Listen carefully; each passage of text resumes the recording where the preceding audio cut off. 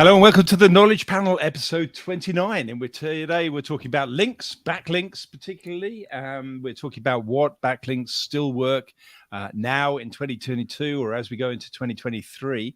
Once again, I have a truly expert and this time incredibly international panel. So welcome to everybody. Thanks very much for coming along, guys. Let's sort of go west to east. So Debbie, why don't you start there and tell us, Debbie, who are you? Debbie Chu, where are you and where are you from? And what do you do? Hi, everybody. I am Debbie Chu. I am an SEO manager at Dialpad. We are a B2B SaaS company, and I'm based in Southern California. Thanks for coming along. And just moving a little bit east and a little bit north, Aaron Anderson, where are you and where do you come from? Hi, yeah, my name is Aaron, and I run a link building agency at linkpitch.io. Normally, I reside in Florida, but right now I'm currently in the cold of Canada. Yeah, looking out on Niagara Falls, I hear. So welcome to the show, and thanks for getting up. And next we've got Eva Cheng. Eva, how are you, and where are you? Hi, good, thanks. I am up in Newcastle in the northeast in the UK, and I'm a digital PR consultant at Evolved. And thanks for coming in. And finally, last but not least, Bibi Raven over just a little bit east of Newcastle, probably, but not as far east of Newcastle as you might think. Where are you? Hi, I'm Bibi the Link Builder, and I own a link building agency, and I live in Amsterdam, Netherlands. So, guys, thank you very much for coming on. I really do appreciate it. Just before I dive in, I'm going to get in our producer, David, just to make sure that anything I've missed and anything we need to tell everybody before we start is covered off. What have we got, David? We've got 10 out of 10 so far. That's what we've got. So that's a good way to start. I'm looking forward to this episode. I would just like to say to anyone that's consuming the content on Spotify, on Apple Podcasts, on Google Podcasts, whatever your flavor of podcast provider happens to be, try and watch us live next time. If you can, we're going to have a great episode next month as well. I'll tell you a little bit about that towards the end of this show. But if you want to sign up for next time, go to theknowledgepanelshow.com. That's housed on the inlinks.net website, and hopefully you can sign up and join us live for the next session. Great. Okay. So, guys, we're talking about backlinks and link building in particular. So if people haven't got 45 minutes to hang around for the whole show, what tip would you give people for link building in 2022? I'll start with Bibi because she's on my screen on the left of my screen. So I'll start with you, Bibi. What one tip would you give people? I would try to publish content that's the background, the stories that people talk about. So, for instance, a stats piece or some kind of Wikipedia type of thing. And then when journalists have to do their homework for something that's upcoming, they'll use you as a reference. And it doesn't have to be your own data. You can just do a compilation of data. So you basically do their homework for them. That's a great tip there. I think that's good. I have a magazine that I get once every 3 months called Delayed Gratification, and it's kind of like the news but 3 months late, and they go into real depth with real infographics and things. And it's a printed magazine, but there's definite value in having that background to a story. That's really good. And Jerry White says love the headphones as well, Bibi. So there we go. David did you a favor by making you put them on just before we started. David forced me. Yeah, that's our producer for you. Aaron, what about you? What tip would you have for people? Yeah, I would say that unlinked mentions is something that many brands aren't fully getting all the links they could from unlinked mentions. I've talked to clients before where they're using mention.com or they have their tool and they are getting some of these. But then once I dig in and I actually see all the opportunities that are out there, there's a lot more opportunities. So if you just are using one tool or something, I'd say there's a lot more opportunities than that tool is actually finding if you use Google search operators and some other things. I've built hundreds of backlinks with unlinked mentions for people that think that they're doing unlinked mention link building. So just to clarify that, are you saying that that you're going and finding out where people are mentioning your brand and then asking them to link to the source of the brand? Yeah, that's correct. So Okay. it's for more established brands that are already getting their brand mentioned in various locations, and just making sure that you're taking advantage of where people are already mentioning you to get links in those publications. That is a brilliant, logical easy to take away idea. So thanks very much. That's a good one in there. Debbie, what about you? What tip have you got for people? My tip would be to diversify how you build links. So kind of Bibi mentioned making stats posts, and then Aaron mentioned the unlinked mentions. There's also like guest posting. For me, I like to do research reports. There's digital PR. There's a lot of different tactics you can do, and you want to try different ones to see what really works best in your industry. So that would be my tip. Yeah, and that's also a brilliant tip, because I mean, if you just rely on one methodology, then you're going to stand out like a sore thumb, and you're not going to you're not going to really get the best of any kind of work, because probably in any methodology, 80%, 20% of the work does 80% of the value, right? So yes, exactly. Excellent. Good idea. Eva, what have I got? What do you got? I would say, from a very digital PR background, to create evergreen content pieces, which is like relevant, which can be like repurposed and reused in the future. So like any top tips for like winter scenarios or anything like that. But then, so yeah. Yeah, brilliant. Okay, yeah, it was a good tip, because it's you can then spend a lot more energy on a piece and getting the links to an individual piece if it's going to be around for the next 20 years. And I've got a post on how PageRank works, and it's the only post I ever did outside of Inlinks and my Majestic days and stuff. Only personal one that I did that I think really got good traction, because it just sticks around forever, even though PageRank has long since gone, or has it? We'll see. Anyway, we can discuss that one later.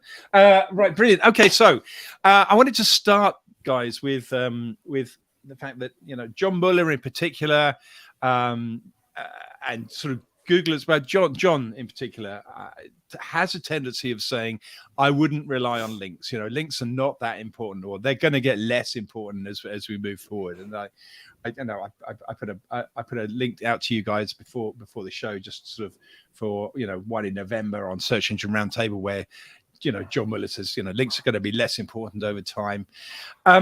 So I guess there is this mantra coming from Google that links are less and less important, and yet I still see the SEO community saying, well, is that hogwash or is that not hogwash? I mean, I guess Bibi and Aaron are going to say, yeah, definitely hogwash, and maybe I'll divide the group here, but let's start with you, Bibi, because you're not one for shying away from nuance.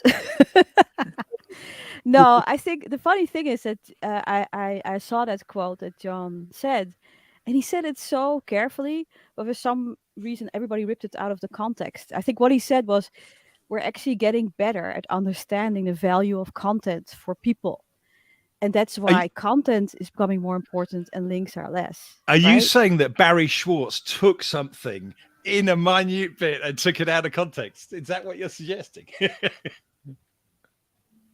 Oh, she's hung up there.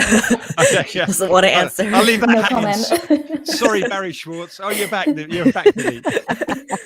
Oh, I was gone. I thought you all were gone, but I was the one gone. Yeah, sorry. Yeah. You had it for a I'm second, but we sorry. won't worry about it. We won't worry about it. So, well, Okay. let me pass it over to Aaron then. I mean, do you think that's fair that that those kind of claims by Google are taken out of context?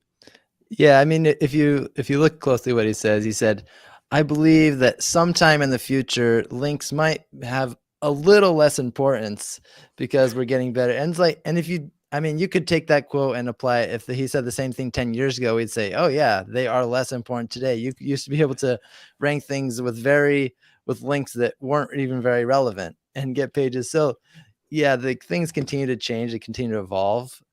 Maybe the importance is lessening some, but it's not like links will be important. I don't see them ever not being important, but yeah, they are getting better, and the strength of them does decrease a bit. I Debbie, like Eva, to compare okay. it. Oh, I like Go to on, Bibi. compare it with candy. So Google is trying to discourage people to eat all that candy, right? But it doesn't mean that candy is never going to be out of the picture. But just don't put your site full of candy. You should also focus on some other stuff. because some people are just, Queen of metaphor. it sounded better in my brain, I have to say. No, I'll it's let good. somebody else go. But I think it's more about discouraging than necessarily saying, Debbie, Eva, up you got on any it. different views, or would you agree with the sentiments of Bibi and Aaron? I would say I would agree. Yeah. Okay. Yes. All right. So links are here to stay, and we know that Yandex tried to change it, and my shares in Yandex have been suspended. So that's that. I've lost my money. So don't bet against links, I think is a summary from the panel, and they're here for a while. And as you anyway, the sort of examples you gave of link building are going to be linking, generating proper reputation and proper traffic. So even if the whole of the link building scene was the maths in the algorithm disappeared, it would still not negate link building as a marketing strategy, I think. So I think that's fair. Okay, let's move then on to a few areas and thoughts about some white hat ideas, and then maybe we'll get onto some sort of grayer hat if people are okay. If anyone's too scared about lead brand talking about black hat, then just shut up at that point. It's okay. But it does lead me on to the first question of what is white hat anyway? Because if white hat is considered to be links that are generated entirely through meritocracy, and somebody says, I'm linking to this piece of content, without even that the owner of that content knowing that the link was the page was there. Is link building as a strategy automatically by definition black hat in terms of Google? What does count as white hat? Debbie and Eva, maybe I'll start with you guys. Eva, why don't I start with you? So personally, to me, like white hat is very much like what I mentioned earlier, like evergreen content, digital PR pieces from like reactive, proactive, and then the hero campaigns, which can be like incorporated with heavy design set, data set, or all in one. It could be a dev set as well. So yeah, it's just creating the campaigns which can generate those organic links for you. Okay, so Debbie, you're the same sort of feel there. You're nodding.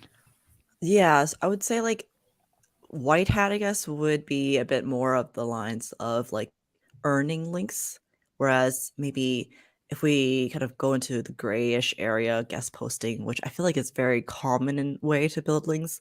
Like I guess you could say that's a bit more gray hat, but it's also, I would say, pretty commonly used tactic in link building. So I think as long as you are trying to earn links, you're not trying to be spammy about links. I think that's a really big thing to be careful about. Like if I'm not trying to spam a bunch of websites with my content that is not very great, then I want to create good links.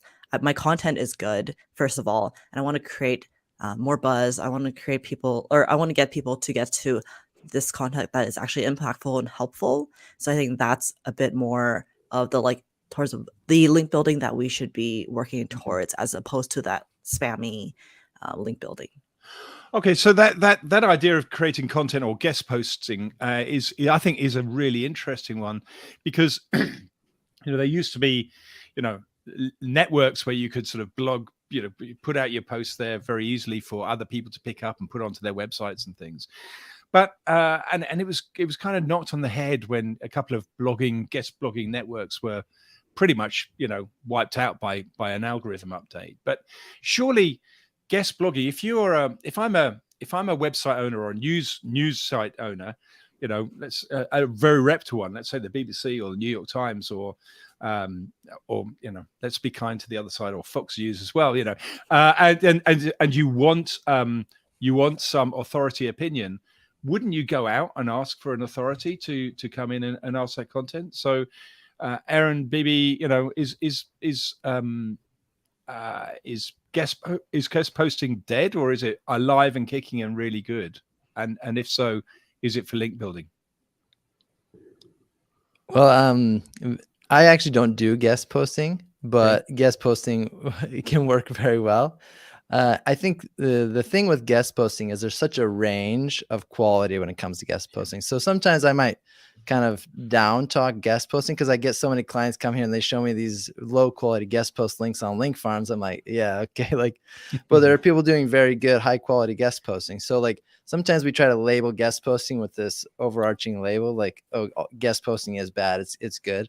Well, there's such a range within guest posting, and there's very good natural guest posting that makes sense from authorities. And that, I mean, Google, when they came out against it, they were trying to discourage the lower quality link building, which continues to happen. But yeah, there can be quite a range of quality when it comes to guest posting. Anyone else in there want to add anything in? Yeah, I do a lot of guest posting, and actually it's exactly what Aaron said, but also what Debbie said about one, you should have a diversity of backlinks. You shouldn't bet everything on one horse. So it's really good to try out different things, right? And what Aaron says, it's your strategy is only as good as its execution. So you can have a bad guest post and a good guest post. You can have a bad PR campaign and a good PR campaign, right? So unfortunately, there's no really black and white rule about black and white link building. It's just how you do it. So, should you guest post, I mean, so for example, Bibi, if you guest post as Bibi the link builder, about link building, then as long as you're not doing it on, homes.com or that would only be relevant if you were doing it on an SEO website. Whereas if you're would it? Because a real estate company also has a website, right? So I could post there on SEO and link building. Okay. Because it's their audience. So that's a fair argument. Well, yes, but that audience is there to buy or sell houses. So if it's oh no, I mean like a real estate site where also real estate professionals are following. Oh yeah, no, if they're involved in marketing, then it's a different game. So I guess that link building goes into any kind of digital marketing thing. But if you're talking about relevancy, it's funny how that sometimes goes. So I often use a triangle for relevancy. So something can be indirectly relevant and come back to you as a relevant link. So for instance, for a client of mine who's in honeymooners, so people that are planning their honeymoon, I thought, well, gemstones are important, right? Because they have engagement rings, they have other jewelry that they give to each other. So we did pieces on the meanings of gemstones and the benefits and the origins and all that stuff. And a little bit juicier than Wikipedia, because in Wikipedia you can't say all those things, right? Because everybody's modding it. And then Us Magazine picked it up around a piece of the engagement of Jennifer Lopez and about her engagement ring and how you can get a similar engagement ring. So in a weird way, in a triangle, we got a link from Us Magazine because we were talking about a specific gemstone. And that's how relevancy sometimes doesn't seem relevant, but in a weird way it is. Debbie, do you do guest posts? Yes. So I think one thing for like SaaS companies is that you tend to have a lot of like partners that integrate with your software. And so it would make sense for me to for us to kind of guest post on each other's blogs. Like why should I prevent my audience or why should I prevent potential audience on an integration partner from knowing about my platform? Like it just makes sense.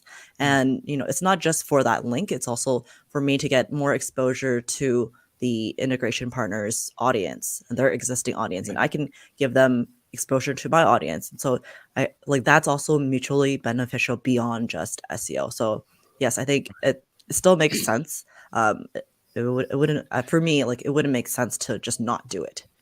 But also your strategy, because you're a SaaS product, so you want to talk with SaaS partners and integration partners, and so there is a relevance for that relationship before you start. Again, you wouldn't necessarily go on to Zappos website and try and put a blog post up there. Just it have to be relevant to your business in some way, meaningful to your audience. Yeah, it sounds good.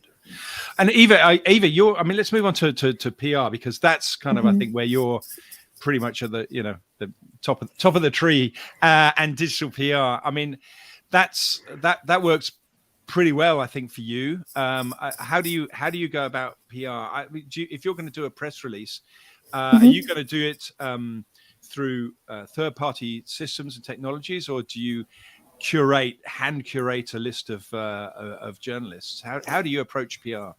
So we hand curate the list of journalists that we want to contact based on whether they've covered the topic in the past and whether or not in their journalist profiles on like media database sites, like we use Roxale at the moment, and whether or not they would be interested in the topic that we are looking to cover. Right. Okay. So you've got access to, databases that most of us, haven't got access to in terms of journalists that are, hopefully, are different. Do you get sort of just bloggers in that database as well, or is it primarily journalists? It's primarily journalists. Yeah. We very rarely target like bloggers. We're more for the gaining the organic links within like the news industry and hope that it will gain like the organic kind of pickup and then hopefully maybe trend on the internet. So would you, so you're going for the big bucks. You're going for the keep. Yeah. Okay. Which is impressive when you hit it and depressing when you fail. So you must wake up in the morning saying, I really hope that caught on overnight. Frequently refreshing the open rates on my emails. So does that mean that you don't use a third-party PR syndication system, or do you do that as an afterthought or after an event? Is it always, one-on-one kind of mailing? Yeah, one-on-one emailing. We do actually have like a software that we use to send out the emails, so we can tailor them and track the email open rates and clicks, and just see if there has been any interest from journalists, but cool. Purely one-on-one with journalists. What about anyone else? Do you guys use a third-party syndication system, like PR Web or these kind of systems? Oh, really? Not really. Oh, I feel like that's more of like a spray and pray approach, and I think nowadays when we do outreach, it's more targeted, and I think that works much better. I think that might be interesting to some link builders that hear that, because I think that when I hear digital PR, I sort of assume that people have, just, I say just signing up to one of the syndication systems, PR Newswire, kind of, there's a whole bunch of them out there, and they've been around for a long time. So clearly, people must be using them, and they, a lot of them do get syndicated and sent through to the AP newswires and those kind of people. But what you're saying is, the spray and pray, it probably is a good way to say it, Debbie. You're saying that system doesn't really bring the pickup as much as you think. I tested out a bunch of them because a client of mine really wanted it, because for some reason he was very enamored with it. They thought it was a good idea. And I was okay. I've never done it, right? So but I used services who would organize it for me. And I used all these different services, and they were all really nice people, and it looked kind of cool, getting hundreds of these things in. But then I started to notice they were all the same links for every service, and every service was reselling it to another service. So, and in the end, I couldn't really trace if it did anything. So I wasn't sure if it was adding anything to it. I think for a new domain, maybe it could help boost it up or something, but I'm not sure. And I do think there's some, I don't know about confusion, but sometimes when I talk to PR people, they'll mention press release. Like I just had I was talking to someone that does a lot of reactive PR, and he kept mentioning like preparing the press release. And I was like, well, what do you mean by press release? He's like, oh, I just mean an email. Like, so sometimes I think PR people might actually use the term press release interchangeably. Like, this is just an email that I'm writing and sending to press. Eva, is that kind of how you use it as well, or how do you guys use? No. So a press release to us is basically like the main document of information that the journalists may need and use for like their story. And then before the press release, we have our pitch. So like the intro, the tailorization towards the journalists to try and land in those topical publications that we're trying to target. So. But so do you still have a press release in a PDF at some point along there, Eva? Yeah. Okay. So we have it within the email. So at the very bottom, paste it so it's ready for a journalist to just copy and paste. So then they don't have to click through any Dropbox email like links or anything like that. And then also have it in like a WeTransfer or Dropbox file. I guess the best thing that I've done on that is yes, I have a little list of my my Barry Schwartz's, since I've already dissed him, that I will contact. But for me, and probably similar for Debbie, because with SaaS kind of products, I will, when I've got new functionality, that's my best opportunity for a press release, because I can send it out, and I'll send it out to those people. And what I do is I write the blog post that's going to go live, and then I share the URL that will go live with, and the content in that post, so they've got all the information that they need, in the hope that when they go live they'll link to that URL. But I don't force them to do that, obviously. But I certainly, I found that really good, to tailor those conversations before you go, especially with SaaS products. When they've got new products launching, then that seems to be a good approach. Is that sort of the more or less the sort of way that you go about things, Debbie? Yeah, so very similar. So for us, we like to do a press release when we do like a large research report. So earlier this year, we did like a video state of video conferencing, and so from there, I think we sent out our press release, and then also to journalists, and then also let them know like this is where the report is going to be published. So then if they can link to that directly, that would be great. Of course, we keep an eye of all of our mentions, of course, like right after we publish the post, just in case, some people don't link to it, or they link to our homepage instead of the actual report. So it's definitely like, make sure after you send out your emails and then people start writing about your page, make sure to monitor those and follow up as needed. Okay. Do any of you guys use Haro, help a reporter out, or not? Yeah, I've done some. I've used Haro. I've been trying to get into it more recently to kind of learn more about it. But and Haro can be great. You can get some great links from it. The thing that I've kind of noticed is sometimes when you do Haro, you start seeing the same sites repetitively in the space. So you can get some maybe quick wins from it. But as a long-term strategy, there are some diminishing returns of kind of like hard to find new sites that are relevant in your niche kind of on an ongoing basis. Yeah. Eva, you're sort of saying you use that as well. Debbie nodding. Yeah, I use Haro as well as Response Source and PressPlugs. So they're all very similar platforms. And it's really good just to keep an eye out to see if anyone's looking for an expert in a certain industry. So you're doing that in listen mode, so to speak. So you're not pushing anything out there. You're listening. Yeah, we don't necessarily try to push things out, but we always tend to go back to those requests and see if, for example, there was like a journalist writing about EVs. I would go back on there and see the names that have popped up who have requested that in the past, and then see what they have covered and see whether they would be interested in the story that I've got for them. So I'm getting some yes nods from Debbie and no yes nods from Debbie. No. So I think that's like a really interesting way to use Haro. I think I am using it less.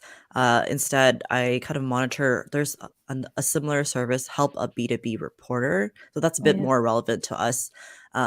Again, the issue that Aaron mentioned, sometimes it's some of the same blogs that show up. But yeah, I think just keeping an eye out for what is out there, and also just getting some inspiration on like, okay, what are people actually writing about? That's kind of how I've been using it. Yeah, I would love to use it, but I didn't like the way it's structured. So I like systemizing things, and I found it really hard with Haro to do that. There was this tool that there was a platform for Haro, but they from a friend of mine, but he had to stop the tool. And that was my one hope of making it systemized. And then I got into it because I have my teams, right? So I wouldn't be doing it myself. Okay. But every time somebody talks about Haro, I feel like, I should try it again. But then I see how it comes in the email. I'm just like, oh my God, I hate this. But I think it could still be good. Yeah, no, I think it's good that different people are doing different things, and it'd be a sad day if all five of us doing exactly the same thing at all the same time. Well, so, that's what's been happening with Haro as well. It's Right. been spammed by marketers now, and now just like with when we were reaching out to bloggers and got links from them, and then the SEOs became the bloggers, Yeah. right? And now they're pitching their own sites for guest posts. Yeah. This is the problem. And Yeah. Haro is the same thing now. So there are actually SEOs behind the Haro requests. And then SEOs just break everything they touch. and Don't we they? can't You have know? anything nice, Dixon. It's just And I know. And link builders. this are is the why Google worst. says links are less important because they're trying to, Yeah. simmer us Yeah. down. Yeah, even link farms. You see link farms on Harrow now, and you're like, oh Yeah. wow, like, Really? yeah. All right, so let's get into some real spam then, and talk about Quora and Reddit.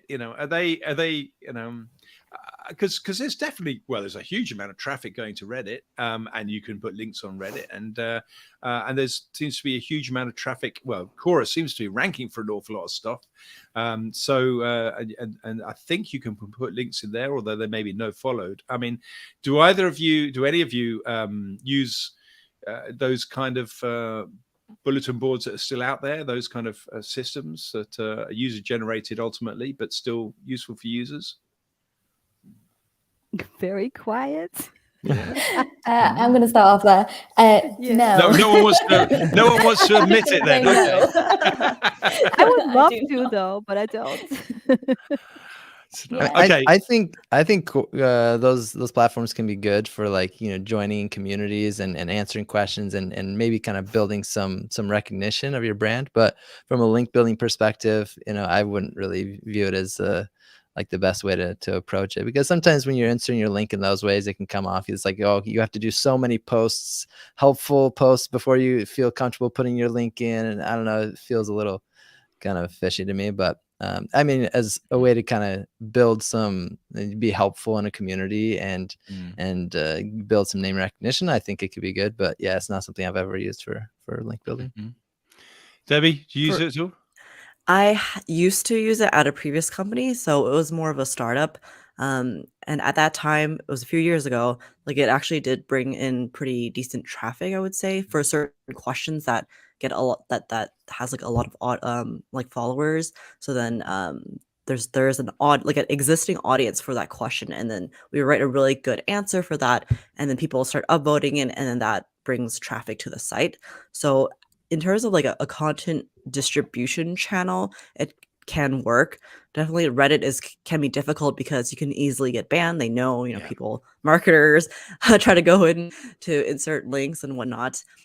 So it's definitely something that you have to be careful about. And it just depends on your industry. If it works, it can definitely work for certain industries, but I think in general, you want to be careful about user generated links on UGC pages. I must admit, I'm scared to death of Reddit. I'm just scared to go there. I think I'm just too old. I go in there and people say, oh, old white man. Well, I do like TikTok for content ideas. TikTok is really great. I mean, what I like about those UGC systems is most of them, anything you put out there will link back to your profile, and you can make some hay on your profile. I think even Twitter, your Twitter profile is perfectly indexable, and that link on Twitter's profile.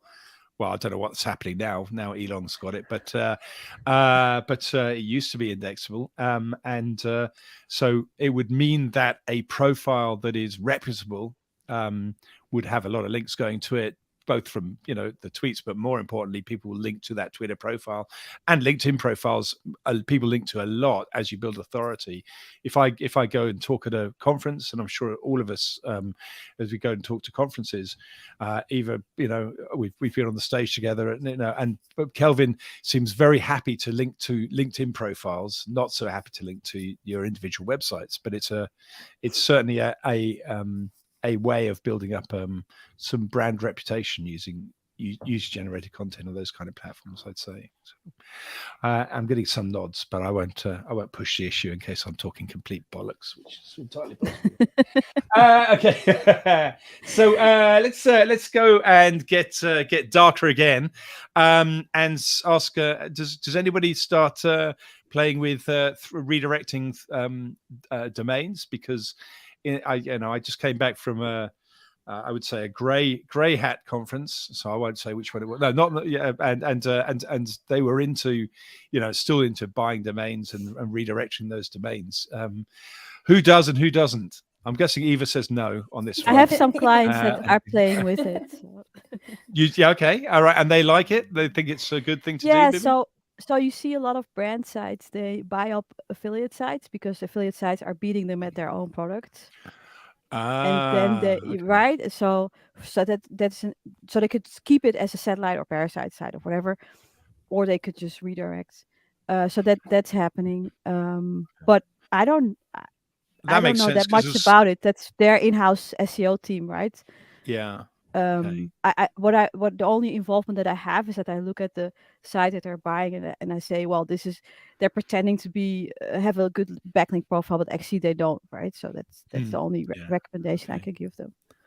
Yeah, I've seen this work quite well. Hmm. You know, generally when I've seen some sites that I've looked at for potential clients that I can see the strategy of they've bought some expired domains, but they're building a new site, and then they kind of use that to kind of have a sound foundation, and then they start doing active link building after that. Yeah. You know, I think as a, you know, obviously if you see a lot of these link farms that are trying to boost up their authority metrics, they'll do it, but as purely as like a vanity metric to say, oh, I'm a DR 70 site or whatever. And so they can sell their backlinks. But there are people that do it and do it well. And like, of course, you can see it in any industry. Like that's essentially what they're acquiring smaller players and they're redirecting, you know, so that's happening in all sorts of markets. But as a pure, like you get the domain and use it to go to yours, you know, that's usually kind of what maybe you're starting a new site. You don't want to start from scratch. And I have a kind of a side project that I'm doing currently with that, but it's just because I came across an expired domain I was like, oh my goodness, it was owned by the US government. And I was like, okay, Ooh. I have to, nice. yeah. I was like, whoa, because it's in a foreign country. And it was like the consulate website that used to be of the US government. So I was like, oh, I got to try this. You've got to try it. Absolutely. Yeah. But Debbie, yeah, do you use it at all? So I use it in the sense that the way that Aaron kind of mentioned, where if we actually acquire someone, then their website does get redirected to ours.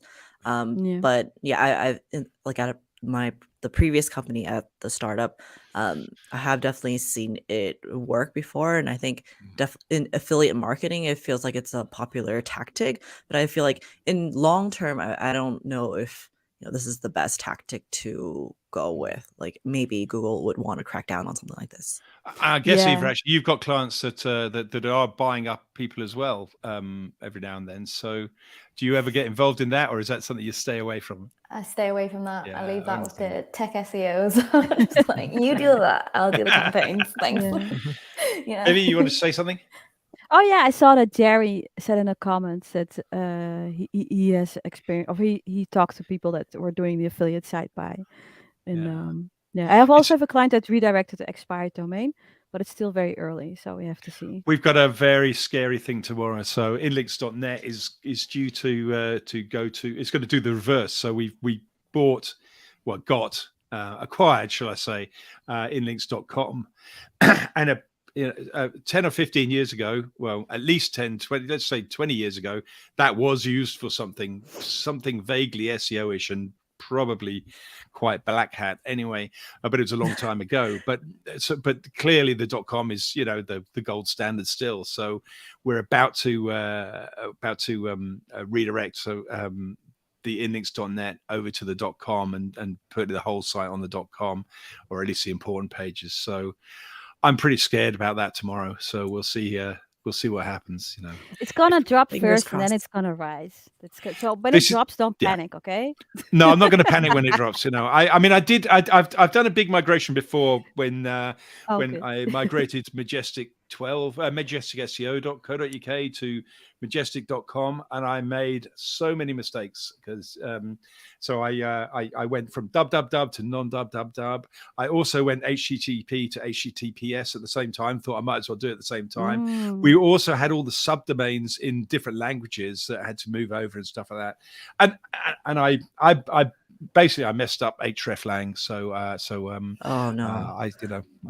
There we go. You got to get something wrong in life. I buggered it up. So I'm paying more attention tomorrow. I hope I don't do it so badly. So hopefully it'll go right. Oh yeah, I had a dev that turned off the index thingy, and I didn't All find right. out until a year after. Oh, wow. Yeah, that's really easy to do. So we've got the new site up and ready, and I didn't want it to get indexed, so it's password protected, so you can't get into it. Right. So Google can't get into it. But also belt and braces, just in case they do, it's also no index on the dash panel, on the sort of, it's equivalent to cPanel kind of thing on the dashboard side. So if I don't turn that off, I'm going to 301 everything to a no index site. So there's so many things you can get wrong. So there will be so our CTO Fred, he's made us. For 3 days, we just got to sit down. We're not allowed to have meetings. I mean, I'm allowed to do this, but that's about it. Tomorrow morning we'll do it. And then the next 24, 48 hours, we just got to pay attention and get fix some mistakes before Google spots them. I'll pray to Cthulhu for you. Thank you very much. Okay. Oh, not Cthulhu, please. Okay, I've played Cthulhu. That's not a good thing to pray to. Okay, what about in links, being in links and an internal link tool? Internal links, are internal links a part of your SEO strategy? Do they work in your view? Anyone?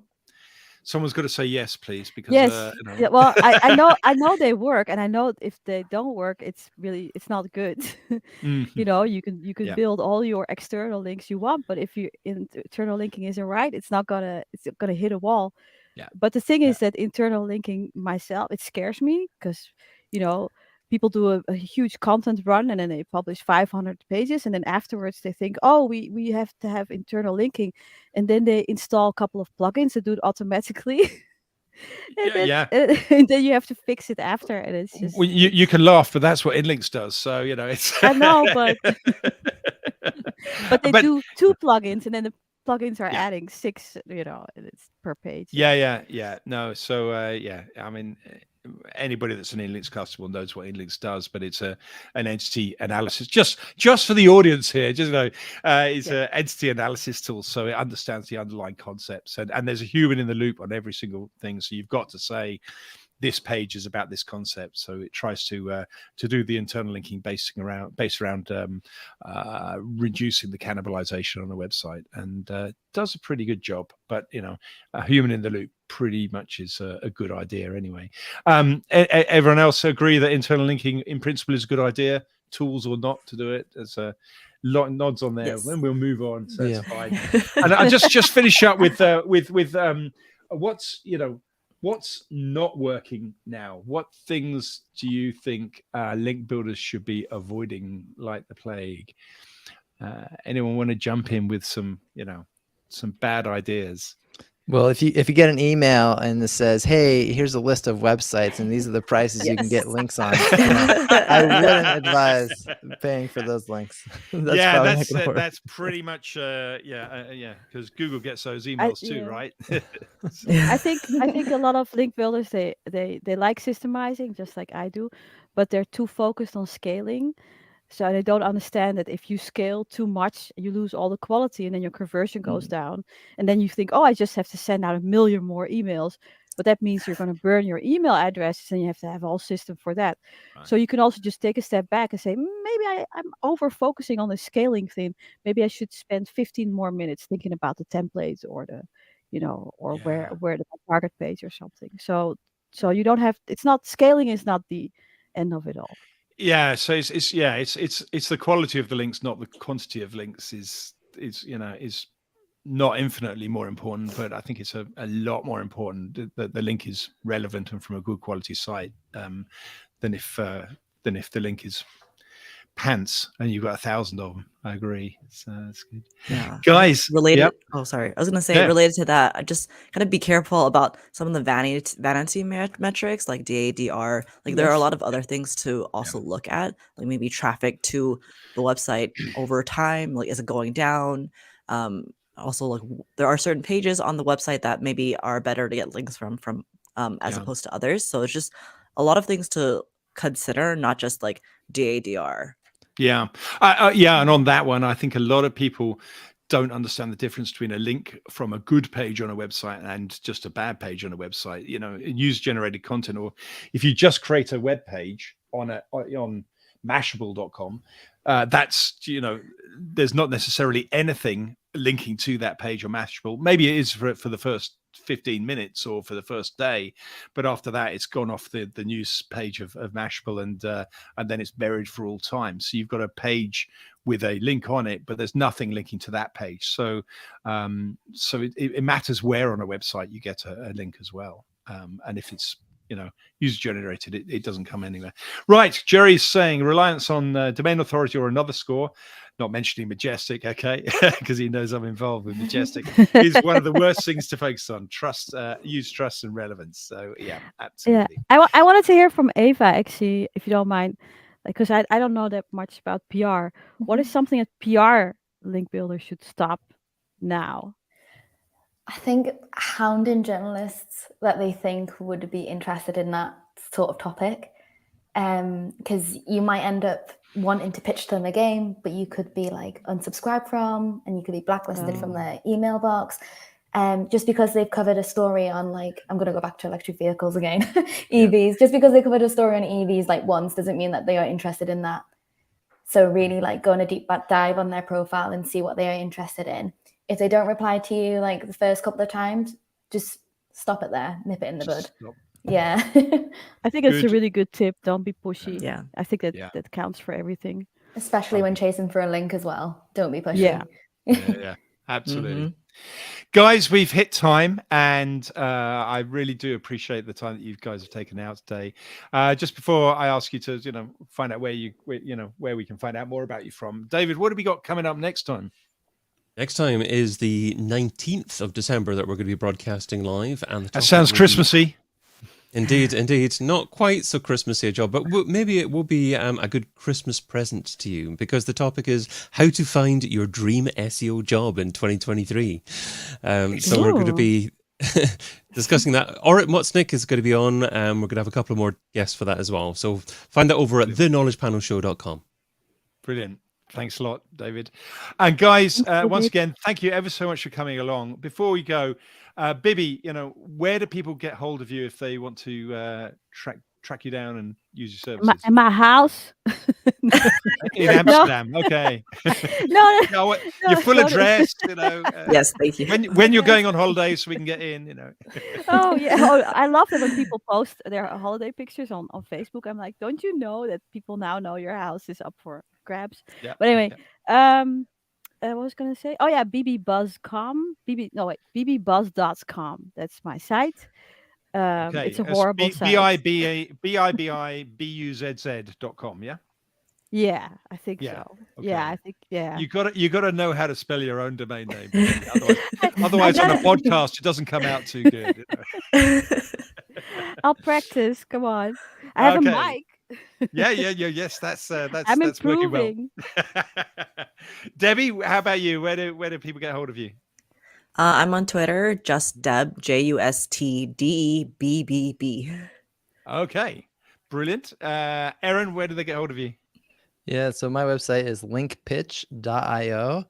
And I also recently launched a podcast where all we talk about is link building. So it's called Let's Talk Link Building. So if you're interested in getting into the weeds, you get to join me there.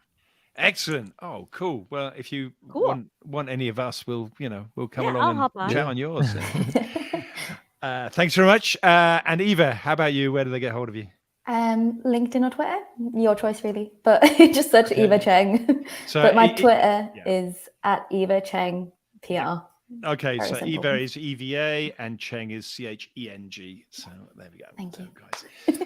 Thank you very much for coming on, guys. I'll see you in cyberspace or Brighton SEO, or I'll find a conference in Florida, Aaron. Yes, absolutely. Or Debbie, I don't know what good conferences there are over on California time, but I'll see you at one of those. Okay, sounds good. Cheers, guys. Bye. All right, Thank cheers. you. Bye. Bye, Dixon. Thank you, David. Bye. Oh, is it still rolling?